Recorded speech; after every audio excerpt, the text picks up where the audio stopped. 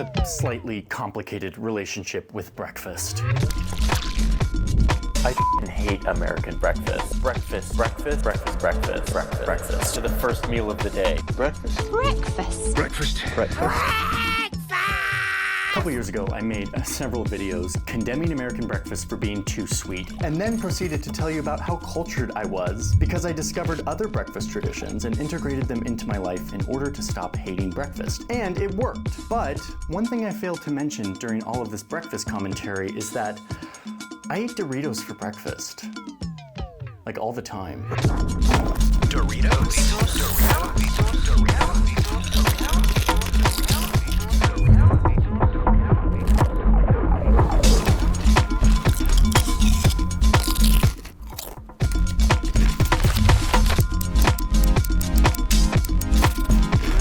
Yes, I eat them with chopsticks for obvious reasons.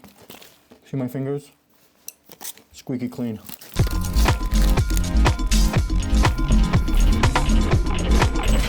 Wait, I gotta tell you something really quick. I made a video about China and the United States and their economic war over microchips. It's really insane. That video is live right now. You can go watch it on Nebula. In fact, you can watch every one of my videos a week early, and it costs you just over $1 a month using a hack that I will explain at the end of the video. For now, let's just keep swimming in a sea of Doritos.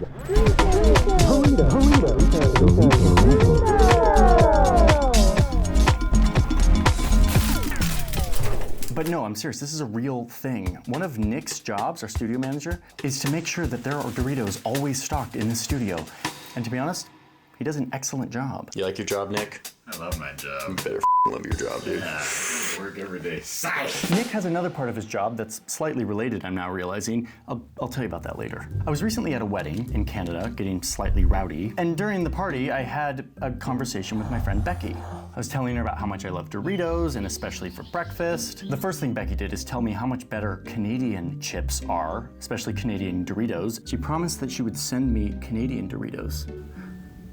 And indeed she did. Oh, yes. We have Doritos from Canada, and we have chopsticks. Thank you, Becky. But then she also asked me why the breakfast snob over here, who's like condemning all things American breakfast, eats Doritos for the first meal of the day. But it turns out there's an answer to this. One that required a little bit of research, some expert interviews, and a conversation with the internet's best food science explainer. And this is just me spitballing, and I'm not a scientist, I just play one on the internet. The answer to this is yet another stop on my long, strange journey of trying to understand breakfast and its connection to human evolution and ancient traditions, and perhaps most importantly, today's economy, where we live in a world where literal scientists sit around and engineer food so that we can't get enough of it. Try Doritos. They taste as good as they crunch. He's in a better place now. It's corn, tomato, onions, and spices. Dorito!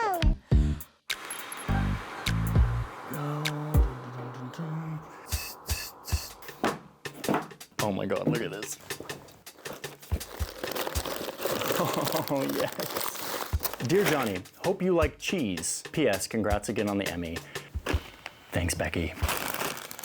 Today we've got zesty cheese. Fromage Mordant.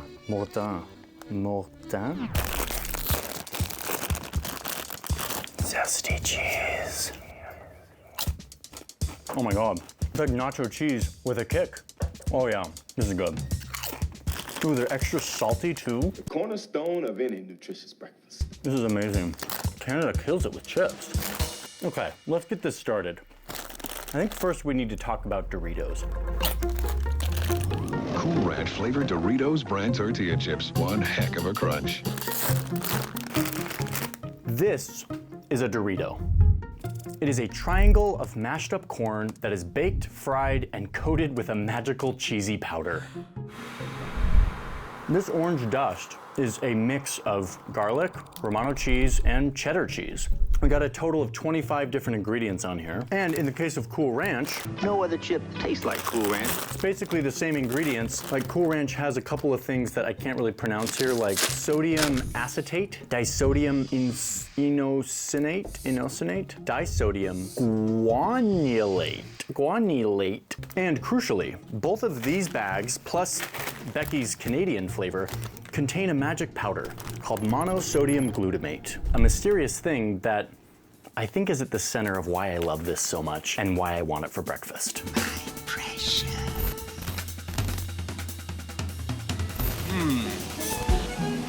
This is really delicious.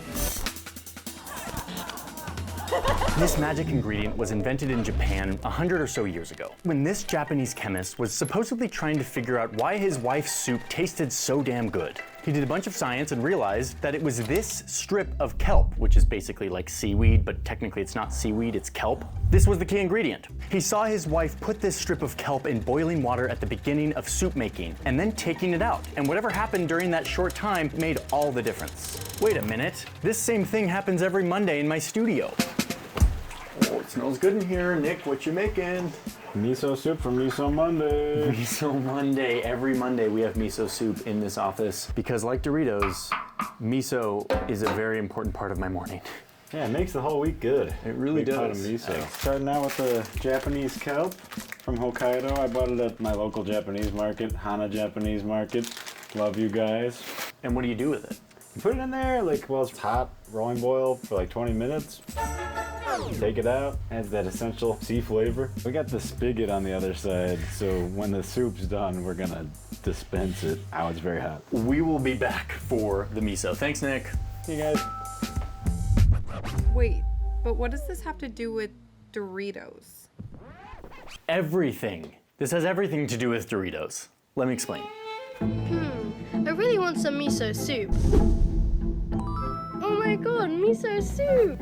Everything is because this Japanese chemist discovered that this seaweed or kelp contained a bunch of one special molecule called glutamate or glutamic acid. It's actually an amino acid, and it's actually the most abundant amino acid that you find in breast milk, like the first thing you taste when you come into this world. When glutamate is present in your mouth, it makes everything you're eating taste more delicious and more substantial, meaty and more savory. The guy kept poking around and discovered that this delicious chemical reaction was not just happening in his wife's soup from the kelp she was putting in, but also in a bunch of other delicious foods like ripe tomatoes, meat and cheese, broths, mushrooms, asparagus, fish sauce, Parmesan cheese. The Japanese chemist claimed that glutamate had such a significant impact on taste that it deserved its own classification. At the time, there were 4 major classes of taste: sweet, sour, salty, and bitter. He said there should be a 5th. Oh, and by the way, if you've ever seen this taste map in school like I did, of like where your taste buds taste things, it's kind of BS. Your taste receptors overlap and they're sort of all over on your tongue. Anyway, that was a kind of annoying side note. Let's keep going. He called this taste umami, which beautifully enough in Japanese roughly translates to deliciousness.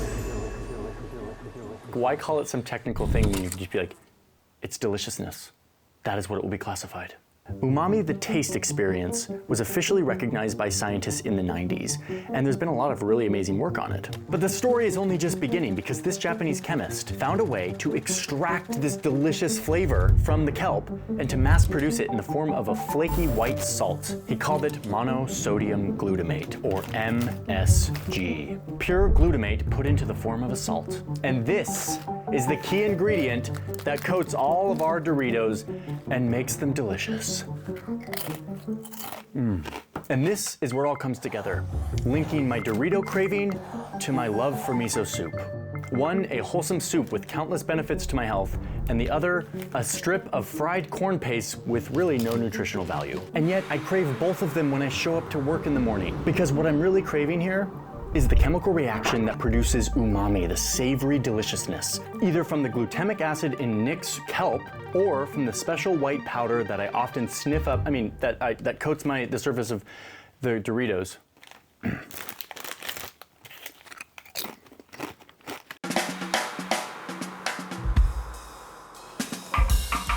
I think it's ready. Come on. It's ready. Here we go. Okay. Don't mind if I do. Hey, Nick, by the way, is MSG bad for you? I don't know. Why don't you go ask Adam Ragusia? Yeah, Adam Ragusia. Hey, Adam. Oh, there we go.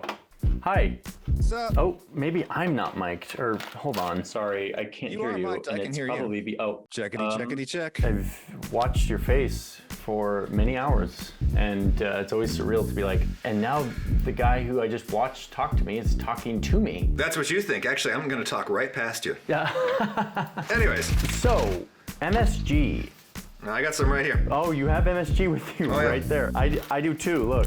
There you go. Oh yeah. Do you have any aversion to MSG? No. I mean, it's like it's just one of the chemicals that you need. It's not essential because your body can make it out of other things, but you still like it for a reason. You gotta have it, but too much of anything is not good for you, baby, said Barry White. Too much of anything is not good for you, baby. Come to think of it, he said that for the purposes of refuting it in the song. Because he was saying that, in fact, he can't get enough of your love, babe. There is no too much. There is no too much. In that particular highly rarefied case of your love, babe.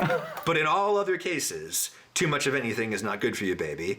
And that includes glutamate. Talking to Adam Ragusa for an hour, the guy's deathly smart on this. And he has an entire video about MSG, the whole story, the chemistry, all of it. It's like way deeper than I will ever go on anything food related. Go watch that if you want the deep dive on MSG. But the TLDR is that MSG got branded as dangerous because of one short letter to the editor that spread a rumor that Chinese restaurants were very dangerous because they were putting MSG in their food. Even though there wasn't evidence for that, it created this rumor that has sort of stuck with all of us today. MSG causes migraines for literally millions of people. This is really, really scary, and we do not understand the impact of MSG. MSG can cause swelling as well as chest pains, a burning sensation, and an overall feeling of weakness. There may be more to this public poison. That child will have permanent impairment of the brain, according to some of these studies, and will grow up like 10 years old, stupid.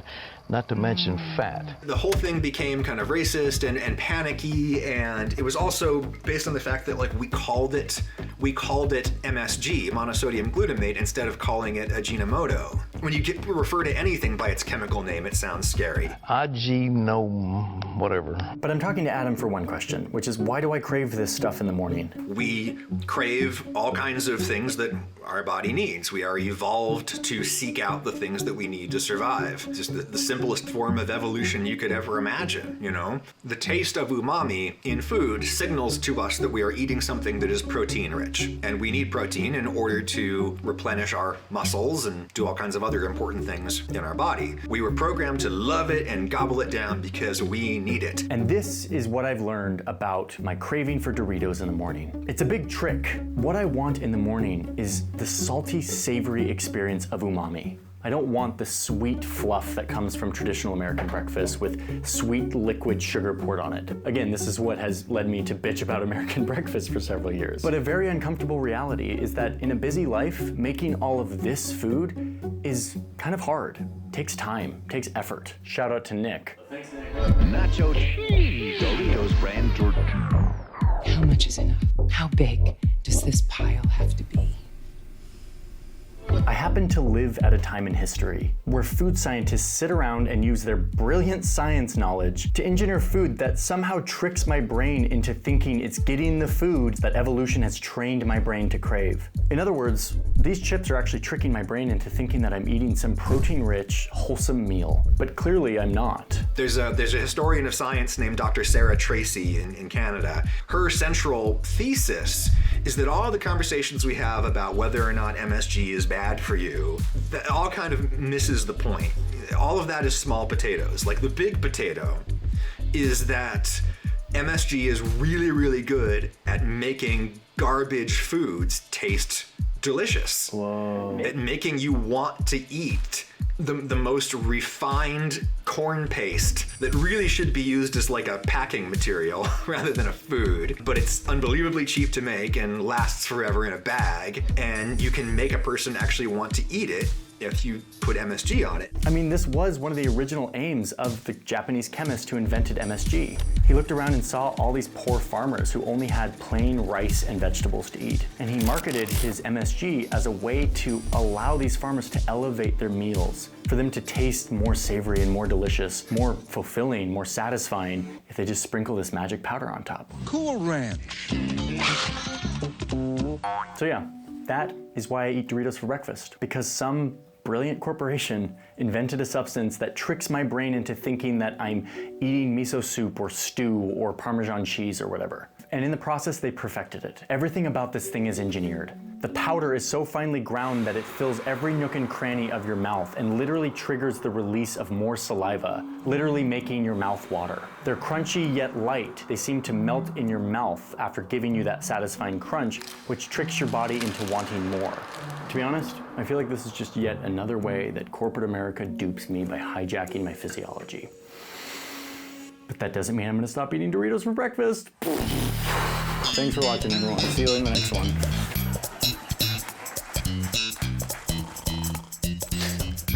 Whoa. Yeah, it's me again. Hi, everyone. I'm sitting in a sea of Doritos, something I never thought I would do for my professional career, but here I am.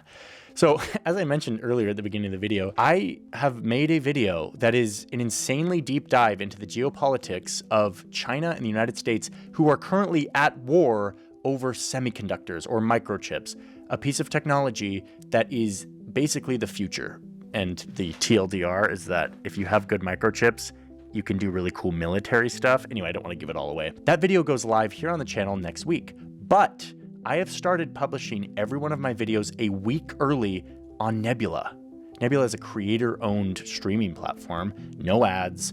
It is a place where you subscribe for very, very cheap, and you get to watch tons of amazing creators that focus a lot on like learning about the world. I am now on Nebula. My whole library is on Nebula ad-free, and every one of my videos is going up a week early on Nebula. I mean, Nebula is the streaming service that literally I watch. Like, it's the one that I'm into. Creators like Legal Eagle or Polymatter or Real Life Lore have exclusive content that you can't get anywhere else. Like this one from Real Life Lore called Modern Conflict, which is just awesome. Super high quality stuff that you can get if you are a subscriber to Nebula. So the big question is, how much does it cost? Everyone wants to know how much it costs. The answer is, if you go through the front door, it's like $5 a month or $15 a year. Pretty good deal. But you can get it for just over $1 a month if you use the hack that I'm about to explain. Go to the link in my description and it will take you to CuriosityStream, which is a partner of Nebula. CuriosityStream itself is a huge repository of amazing high quality documentaries with like big names like David Attenborough and tons of really interesting stuff. But the point here is, if you sign up for literally the cheapest plan on CuriosityStream using this special link and use my code, you gotta use my code in order to get the discount and to support my channel, you will get an email from Nebula saying, hey, you now have a Nebula account, make a password. And now you have access